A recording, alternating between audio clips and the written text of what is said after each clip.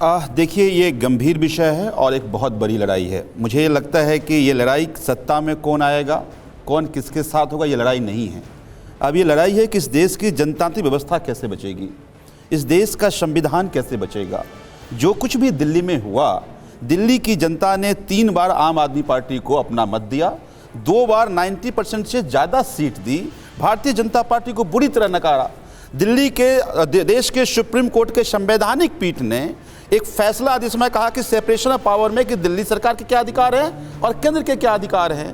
उस supreme court के संवैधानिक पीठ के फैसले को एक गलत अध्यादेश से, आप काला अध्यादेश से आप पलट देते हैं, तब लगता है कि इस देश का फेडरलिज्म, इस संविधान खतरे में। दूसरी बात में आ रहा हूं, मुझे ये लगता है मेरी पहली बात को आपने गंभीरता से नहीं सुना। मैंने कहा कि अब ये बात चुनाव लड़ने और जीतने की है नहीं, पहले संविधान बचेगा, जनतंत्र बचेगा, सब चुनाव लड़ेंगे।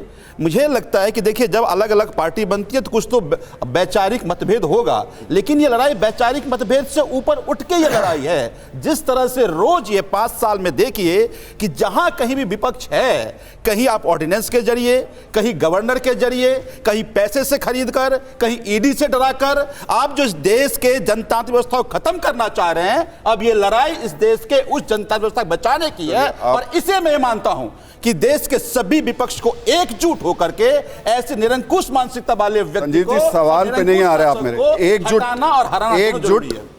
और देखिए, मैं आपके सवाल का भी जवाब दूंगा, उससे पहले मैं एक वीडियो दिखाता हूं, चूंकि ये कह रहे थे।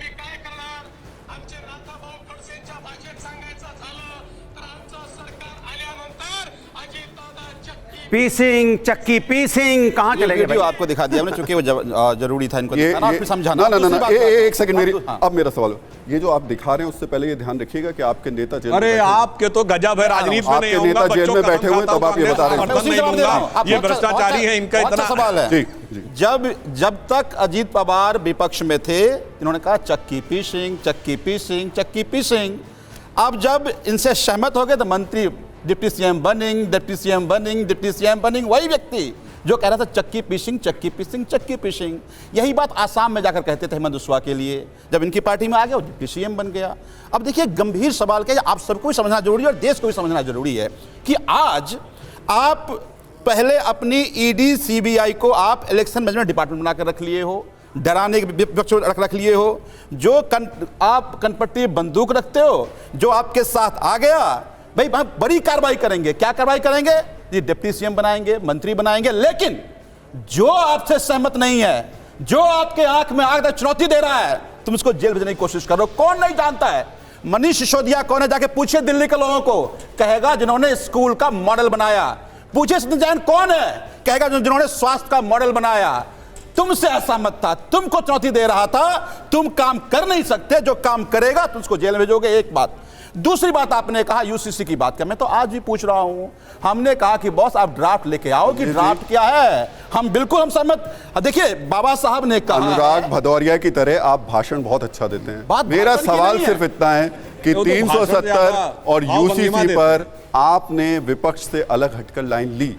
वो विपक्ष जिसके साथ आप 2024 में मिलकर चुनाव लड़ने की बात कर रहे हैं, मैं कैसे एकजुट रहेंगे? मुझे उस सवाल पे आ जाइए ना आप जवाब देते, ना आप जवाब दे रहे, कैसे चलेगा? देना सरकार लड़वाएगी, हम जवाब देंगे। कमाल है भाई की बात करते हैं। बताओ, महंगाई के जवाब कौन देगा? अच्छा दीजिए, संजीव जी जवाब दीजिए, जवाब दीजिए। आपकी एकजुटता की बात कर रहे हैं ना, सरकार चलाने की एकजुटता की बात कर रहे हैं। ये पार्टियां क्यों बनी? वैचारिक मतभिन्नता थी। हम अगर एकजुट सभी बातों पे सहमत, ऐसा नहीं हो सकता। हमने पहले क्या कहा कि आज ये एकजुटता क्यों हो रही है? जिस तरह से ऑर्डिनेंस लाकर तुम चुनावी सरकार को खत्म करने की साजिश कर रहे हो, जिस तरह से एक एक विपक्ष को खत्म कर रहे हो, अगर तुमसे सवाल करेगा तुम उसको जेल भेज रहे हो। कर्नाटक में 40% की सरकार, वहां की जनता कह रही थी भारतीय जनता पार्टी की सरकार को, कितना जेल गए? कहां रेड्डी ब्रदर्स, कहां हैं आप? कहां है इनके पहले का मुख्यमंत्री? तो मेरा यह कहना है कि आज ये एकजुटता की जरूरत इसलिए है कि बात अब इस सभी मुद्दों से ऊपर की बात है। मैंने पहले ही कहा कि हम एकजुट होने की बात इसलिए कह रहे हैं कि इस देश का संविधान बहुत सारी कुर्बानियां देने के बाद मिला, इस देश की जनतांत्रिक व्यवस्था बहुत सारी कुर्बानियों के बाद मिला। तो अगर इस देश की जनतांत्रिक व्यवस्था पर कोई छेड़छाड़ करने की कोशिश करेगा तो सभी विपक्ष और इस देश के नौजवान, आपने मेरे सवाल का जवाब नहीं दिया। इसलिए मैं कह रहा हूं आपको, नहीं दिया आपने, बात अभी छोटे मुद्दों की नहीं है, आपने जवाब ही नहीं दिया। देखिए मैं तो सदाम से कहता हूं कि तू इधर इधर की बात ना कर, ये बता काफिला क्यों लिटा। नहीं, इनका जवाब नहीं, तेरी रहबरी पे सवाल है।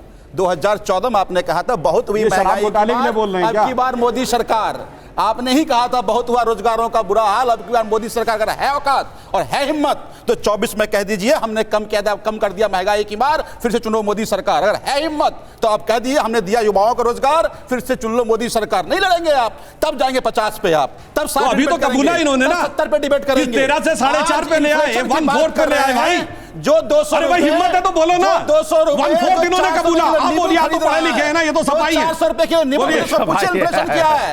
ये सबसे पढ़ी लिखी पार्टी वाले हैं ना। अच्छा आप भी कहेंगे इन्फ्लेशन से मतलब नहीं है, उसको पूछिए, वो सबसे पढ़ी लिखी पार्टी के नेता वाले बताइए। ये आंकड़ों के आंकड़ों की कलाबाजी, जनता आज भुगत रही है महंगाई की मार, आज सरकार युवा बेरोजगार है और आप बात करने लगे हैं फिर से। अच्छा आज बताइए 1 GB डाटा कितने में आता है और 2014 में कितने में आता था? आज युवा को डाटा की भी सबसे ज्यादा जरूरत है, जितना डाटा है उतनी जरूरी डाटा भी आजकल। ये नौजवान बोलिए हैसियत तो बोलो, कर लीजिए 2014 में कितने का था डाटा? आप बोलिए डाटा कितने का है? करो 14 में रसोई गैस कीमत क्या थी, 24 में बताइए 14 में क्या थी? इस पे बात करो। जनवरी 2014 में 1241 रुपए का था। झूठ बोल रहे हैं, बिल्कुल झूठ बोल रहे हैं, बिल्कुल झूठ। दिखाइए 395 रुपए 14 में गए, चलिए 395 रुपए का ऐसा झूठ सुनाई चूजी। अरे भैया चलिए दिखाइए मार्केट रेट, दिखाइए मार्केट रेट, खोलिए खोलिए खोलिए खोलिए। अरे भैया झूठ झूठ झूठ कुछ भी करना है, झूठ इंडियन आर्मी आपके बाद झूठ झूठ झूठ बोलने लगता है। सिलेंडर क्या भाव मिल रहा है, झंझट खत्म कर दो। सब्सिडी के केवल 6 सिलेंडर थे, सब्सिडी खत्म हो गई। 12 सरकार संदीप जी मैंने आपसे पहुंचा था, आप फिर वहां चले गए और देखिए मुद्दा बोलिए किस डेट बताइए सब्सिडी खत्म हुई? से पूछ लो 12 में 14 में कितने रुपए सिलेंडर मिलता है, बता दो। 1200 रुपए मिलता है, 500 रुपए मिल रहा है, क्या राजनीति छोड़ देंगे? 500 में नहीं, मैं चाहता हूं कि करें, हम इसीलिए आए थे। हम ये कह रहे थे कि अगर हम जनता की भलाई की राजनीति कर रहे हैं, अगर आप करो स्वागत है आप, हम तो यही तो चाहते हैं कि जनता की फायदे की राजनीति हो, ये लाखों करोड़ लूटकर उद्योगपति देश से बाहर ना भाग जाएं। अगर ये सवाल कर रहे थे, अगर ये फायदा जनता को हो रहा है तो होने देना चाहिए। यहां 20-20 हजार करोड़ लेकर क्या नीरव मोदी, मेहुल चौकसी भाई, आंकड़ा हजारों को है जो लेकर भाग गए। तो हमारा ये मानना है कि आम आदमी पार्टी ने जो लोगों को फायदा देने की राजनीति कर रही है, अगर करें, दे मुफ्त शिक्षा सबको, दे मुफ्त स्वास्थ्य सुविधा सबको, दे मुफ्त बिजली, दे मुफ्त पानी, दे मुक्त व्यवस्था, स्वागत है इसका। इस राह पे देश की जनता को फायदा होगा, देश आगे बढ़ेगा। तो मुझे लगता है इस देश की राजनीति होनी चाहिए। अगर ये कर रहे हैं तो मैं उनका स्वागत करता हूं। मैं बोल लूं, और देखिए आपने कहा कि अलग अलग पार्टी जब बैठ रही है, सबके अपने मुद्दे भी हैं और देश के मुद्दे भी हैं। हमारे लिए ऑर्डिनेंस बड़ा मुद्दा क्यों है? क्योंकि इस ऑर्डिनेंस के जरिए संवैधानिक पीठ के फैसले का अपमान किया गया, दिल्ली के जनमत का अपमान किया गया और साथ में फेडरल स्ट्रक्चर का भी अपमान किया। ये बड़ा मुद्दा है। लेकिन दूसरा जो मुद्दा है वो महंगाई है, बेरोजगारी है। जिस तरह से ये विपक्ष को खत्म करना चाह रहे हैं, उसकी साजिशों की पर्दाफाश कर रहे हैं। और साथ में आज जितने भी देश में जितने भी मुद्दे हैं, उन सभी मुद्दों पर चर्चा करना। अभी कह रहे थे बड़े बड़े नेता, इनके प्रधानमंत्री कहते थे फकीर हैं, 8,500 करोड़ के फ्लाइट पे चढ़ते हैं, लाखों का सूट पहनते हैं। तो मुझे यह लगता है कि आज जब ये विपक्ष बैठेगा, उन सभी मुद्दों में चर्चा होगी, एक सीएमपी बनेगा, कॉमन प्रोग्राम बनेगा, फिर लड़ा जाएगा। क्योंकि ये बार-बार कह रहा हूं, ये आप आंदोलन से उठी हुई पार्टी हैं और ऐसे में आपसे तो ज्यादा अपेक्षा की जाती है कि महंगाई का मुद्दा हो तो आप सबसे पहले सड़क पर आ जाएं। लेकिन अध्यादेश पर आप हैं, लेकिन महंगाई पर नहीं है। क्योंकि वो बड़ा मुद्दा है। अध्यादेश महंगाई छोटा मुद्दा है।